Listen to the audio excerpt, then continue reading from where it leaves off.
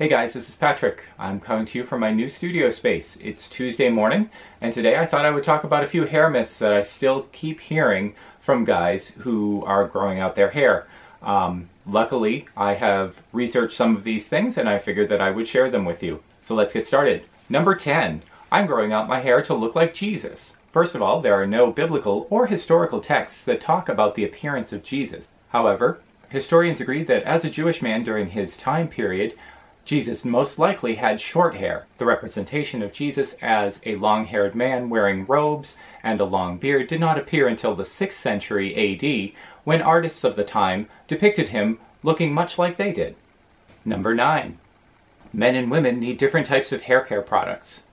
You can see this a lot. You see all of the products in the hair care aisle all neatly arranged by color. You've got all of the grays and blacks and grays for men, and then you have all the other colors that are assigned for women. The truth is, most of these products are made up of exactly the same materials, and if you compared labels, you would see that they're the exact same product. Men's and women's products are often marketed to the different sexes with different packaging, and in fact, there is such a thing called the women's tax, which shows that women's products, being made up essentially of the same materials as men's, are often higher priced because of the packaging, fragrances, or marketing.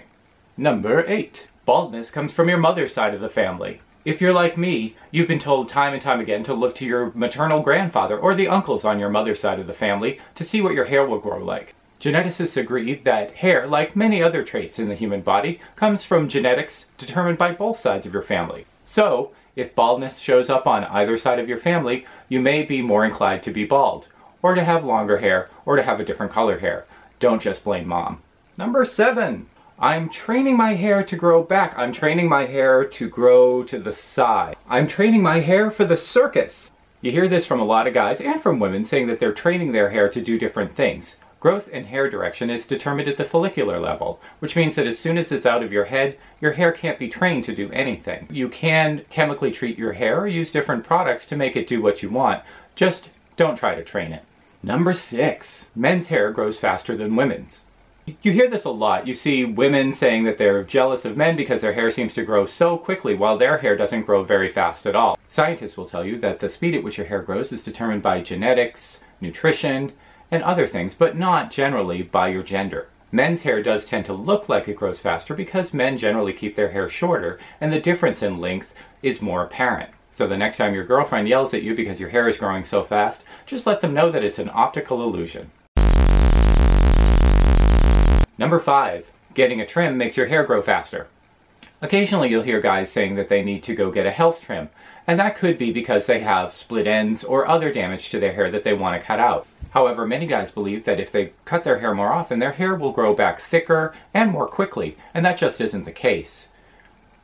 As with training your hair, everything that's determined about your hair type is going to be determined before it even grows out of your head.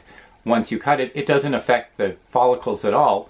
Therefore, if you want your hair to grow, leave it alone. Number 4. The more you brush your hair, the healthier it'll be. This idea was more prevalent in the 1970s when women were encouraged to brush their hair 100 times to give it shine and gloss, but this really doesn't do anything for the hair at all. You can, of course, brush your hair if it needs to be detangled or to style it, but overbrushing of your hair can lead to damage.